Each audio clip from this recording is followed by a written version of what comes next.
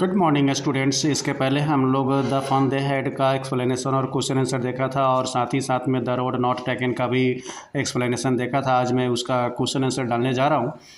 इसके बाद वाला वीडियो में आपको आएगा द साउंड ऑफ म्यूजिक का एक्सप्लेनेशन, जो कि ऑलरेडी वीडियो तैयार है, और क्वेश्चन आंसर उसके बाद में आएगा। तो चलते हैं, देखते हैं इसका क्वेश्चन आंसर में क्या है। सबसे पहले थिंकिंग अबाउट द पोएम में है। First question, where does the traveller find himself, what problem does he face.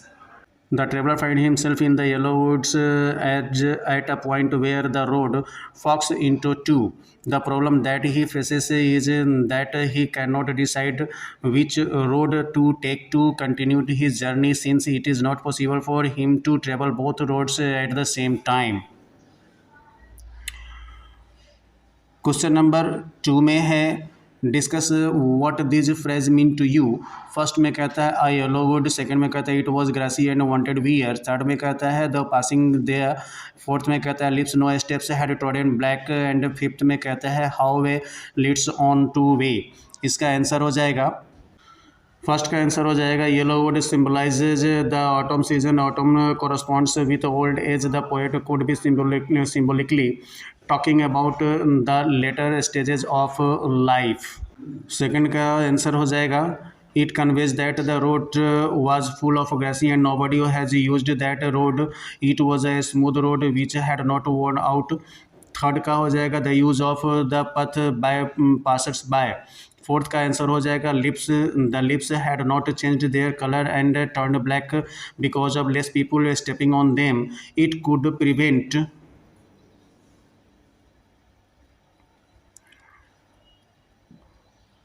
A path one may have never or seldom taken in life for the fear of uncertainty। Fifth number का answer हो जाएगा this phrase means how certain decisions one makes in life could pave the way for many other decisions। Question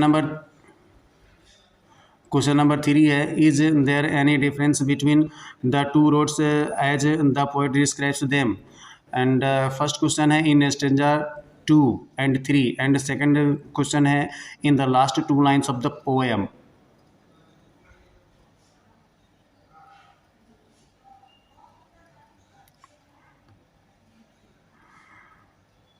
first का answer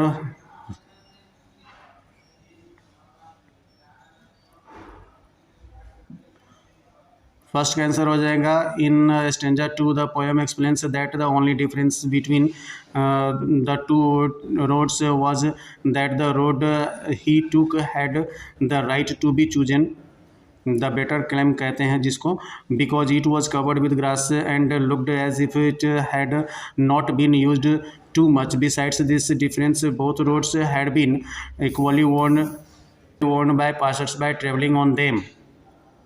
In stanza 3, the poet says that both the roads were equally covered with leaves and that no person had stepped on।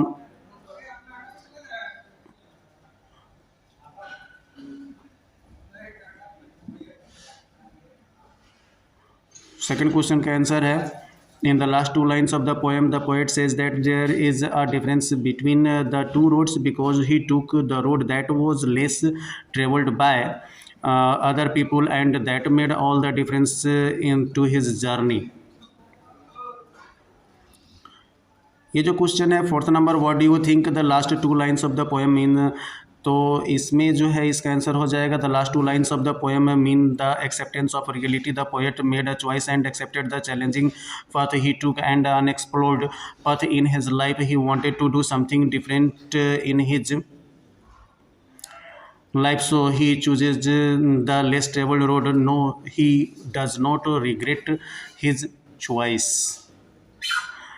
फिर second section का first question है, have you ever had to make a difficult choice और how will you make the choice, यानी कि कैसे आपने कोई choice किया है कि नहीं, कैसे किया है उसके बारे में है।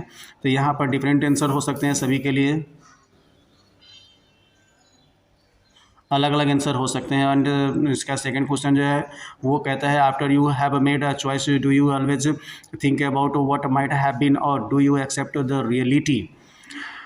इसका आंसर है ठीक ठाक और इसको देना चाहिए। Taking a decision sometime make marks our future having made a choice I accept the reality considering a decision और contemplating over it is not a positive approach towards life. Such thoughts never allow us to be happy with what we have gained from our decision. Therefore I believe in sticking to my decision.